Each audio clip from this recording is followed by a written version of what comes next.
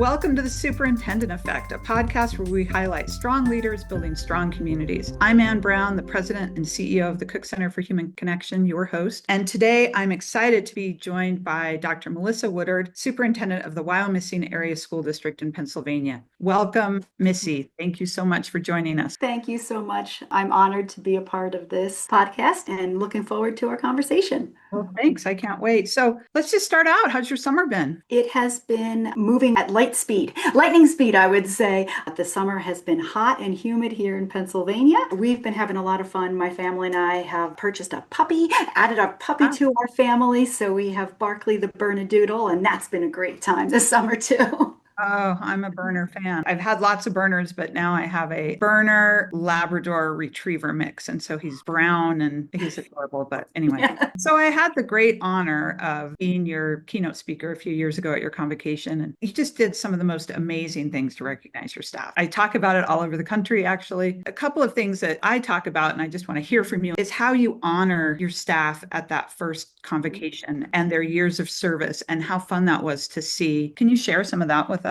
Okay, sure.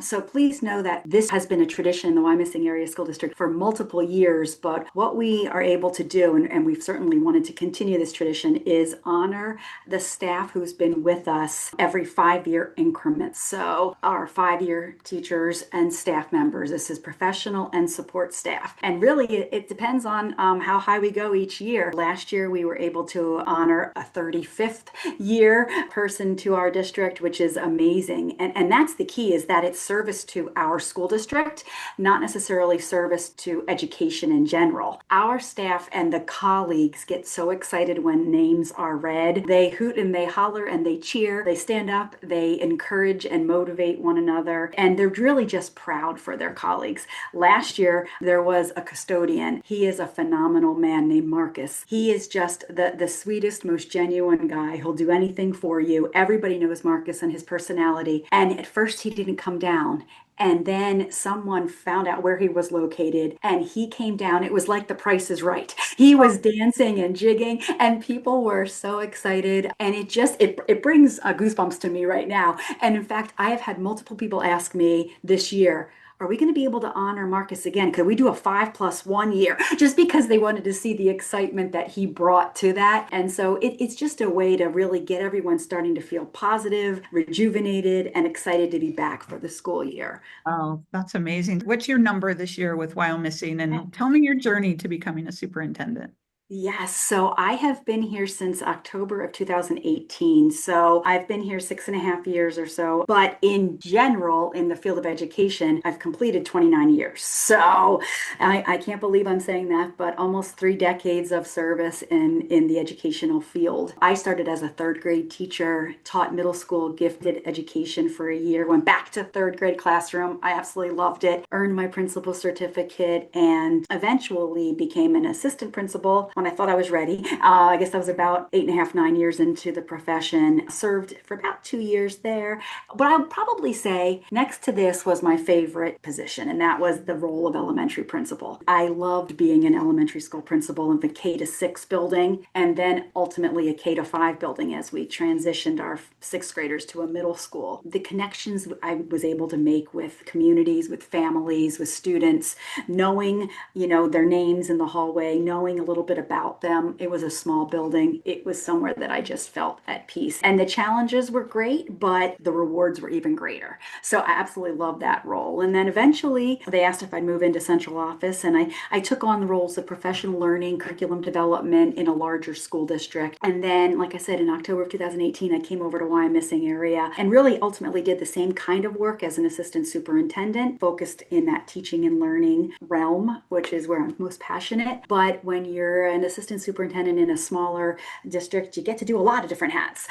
So I worked with foster care, students experiencing homelessness, home education, online learning. So I kind of grew my experiences. And then ultimately, when the position opened last July, I was moved into the role of superintendent. And it's just an honor to serve the community of Wyomissing area. I'm proud to be at the helm here, and I certainly couldn't do it without an incredible leadership team and incredible teaching staff and support staff. Oh, I'm sure. That level of experience and that growth that you just kept saying, I can do that, I can do that, I can do that. And that's what sort of combines everything together to make you a great superintendent. So, Missy, we met you a number of years ago. You were one of the first school districts in the country that we worked with and brought some of our Cook Center supports and services. Can you talk a little bit about your Cook Center journey? Sure. So I became aware of the Cook Center through a grant that was offered, and we ultimately were awarded to begin a Hope Squad. That was just a small piece of it. Cook Center has been incredible in its promotion for our educators, our professional development, as well as the supports and the wealth of resources that we are able to offer to our parents and local community. If I think back to a full day of professional learning for our staff, the Cook Center for Human Connection was ultimately responsible for that. And it was a mix of how to provide some mental health awareness, but also really being aware of their own mental health as educators and how to support positive mental health in their students as well. So the fact that Cook Center helped to create those professional learning activities was key. And I often still hear from staff, and it's been at least 3.5 years, that was one of the most rewarding in-services that our staff has been a part of. And beyond the work and the support for the staff, the Cook Center for Human Connection and the parentguidance.org site has been essential in providing videos and education to our parents and our community members about all sorts of different topics within the realm of mental health. We have been able to showcase monthly webinars and evening sessions for parents to log on to, and they're spearheaded by esteemed therapists, and opportunities for interactivity during those evening sessions. The library of resources that we have been able to promote through parentguidance.org has been incredible, and the use of parent coaching, a one-on-one type of very confidential opportunities for parents to say, hey, I need some help with X, or could I need to call somebody, and they text and they get very timely feedback and support. We know that our parents have taken advantage of that. We know that our staff who are parents have taken advantage of that. So Cook Center for Human Connection has been vital for our community. Well, thank you. You are one of our favorite partners out there. So thank you so much for all that you're doing. One of the things that I've had a superintendent say to me recently is the fact that the staff is carrying so much. They're carrying, a parent comes in and says, we're going through a divorce, or my child is cutting, or they didn't sleep last night, or whatever that is, whatever that thing is. And it can almost feel like bricks on the shoulder of the teacher because it's just one after the other after the other. And just being able to say to that family, I think there's a course on parent guidance to help you understand whatever situation is you're dealing with. It's a release for the teacher to be able to provide some sort of help right there in the moment and provide that. Anyway, so thank you. So you're in your second year. Let's talk about you a little more. Talk about Wyomissing. What are you super proud of from last year, from your first year? That's really what this podcast is about. It's about highlighting the wonderful things that are happening in public education. So what's something you're super proud of from last year, and what's something you're looking forward to and goal driven towards next year? So I think survival, first of all, in this role is really important. I'm super proud of the way our whole entire community comes together and shows support of one another. In that regard, I don't think we skipped a beat, in changing leadership. I think that's really important. I'm thrilled that we've been able to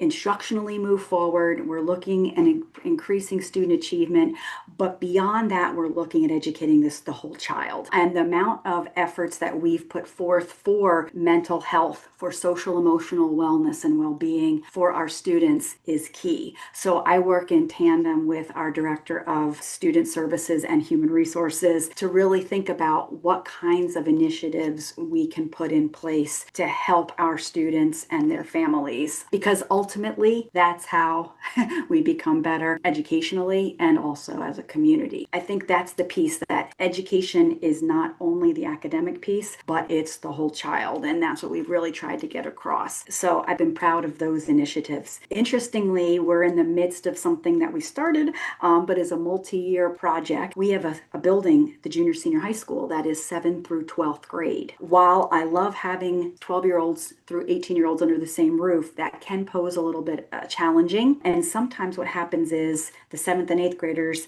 get treated more like high school students. And are we really truly meeting developmentally their needs at that middle level learner? And so we are working to really keep our 7th and 8th graders in a specific physical location of the building for the 26-27 year. We're looking at really making sure that we have teachers who are dedicated to the middle level learners of 7th and 8th grade to make sure that we are integrating an advisory period, making sure that we have the appropriate amount of instructional minutes for those kiddos, because it doesn't look like 11th and 12th grade, and it should. And also the social emotional learning piece, and making sure that that's a viable, very regular part of routine for 7th and 8th graders. So we're making a true middle level education as part of our 7 to 12 building. So I'm really proud of that, and not just treating them as juniors and seniors in smaller bodies, if that makes sense. No, it makes total sense.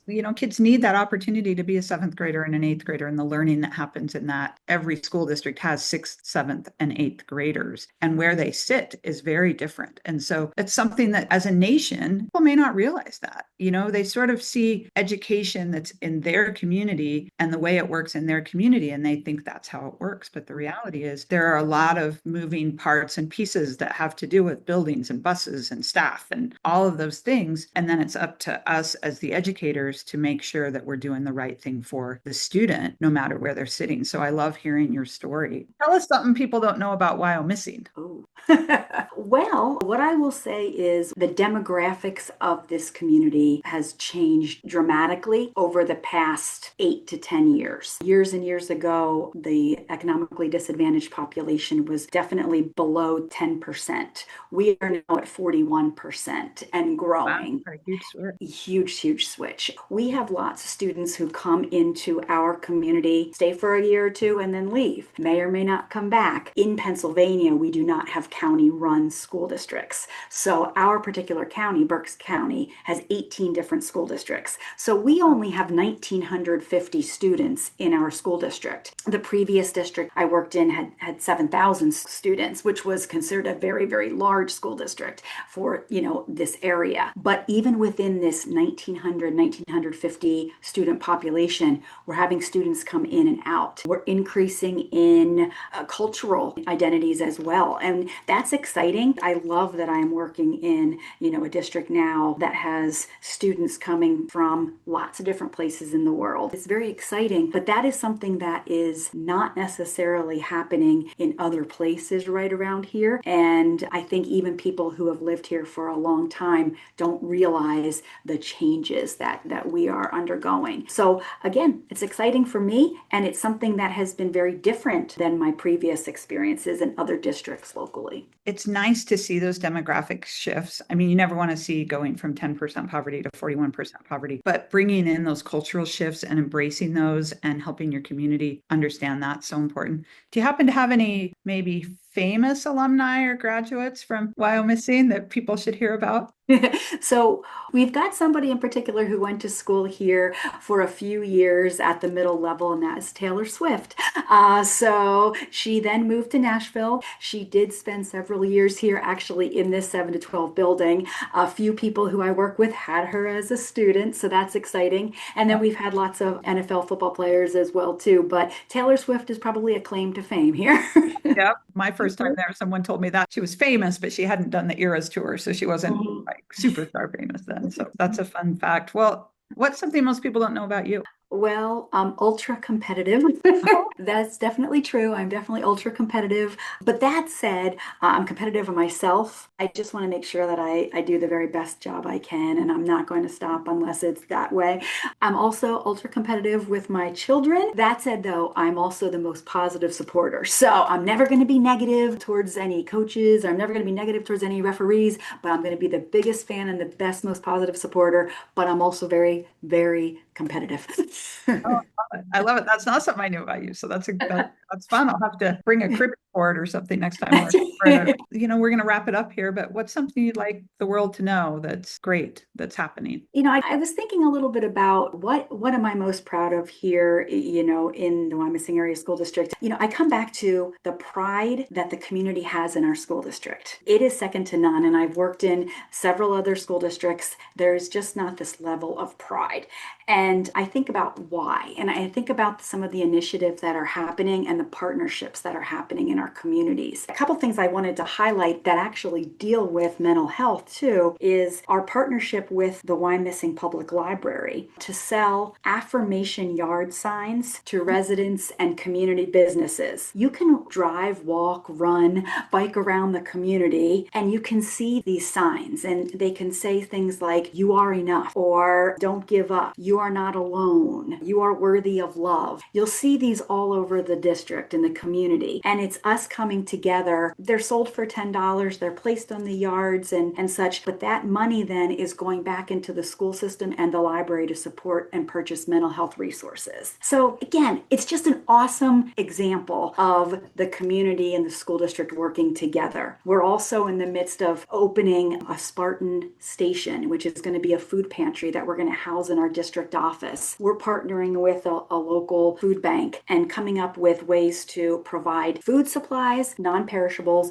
but also school supplies and other supplies, personal hygiene supplies. And the amount of supports and donations we've been able to get from the community has been incredible. And as we're getting ready to open the doors to our Spartan station, and hopefully we have easy access so that students, don't have to walk around with a bag in front of peers. So we've been very cautious about that too, because we want to make sure that they're respected. We're just starting some real initiatives again that kind of meet that whole family and whole students. And another piece that I think is important is our K-4 staff has been trained in mindful approaches to work with their students. So teaching them yoga practices, helping them to understand and giving them breaks that are calming. That has been wonderful, and just helping kids become more present and mindful, helping our teachers become more mindful and helping them to understand how to better meet that work-life balance. Those kinds of things are all things that I'm proud of that we're taking on. We certainly haven't figured out how to solve everything, but we're just trying to slowly make headway and progress. Well, you can't do everything, but it sounds like you're doing the right things. And so thank you so much. And thank you for your partnership with Cook Center. We are so proud to be affiliated and to be able to highlight you as a strong leader building strong communities. And I just want to thank you so much and have a great year. And is it Go Spartans? Is that what you say? That we do say, go Spartans. All right. Thanks, Missy. Thank you, Ann. Take care.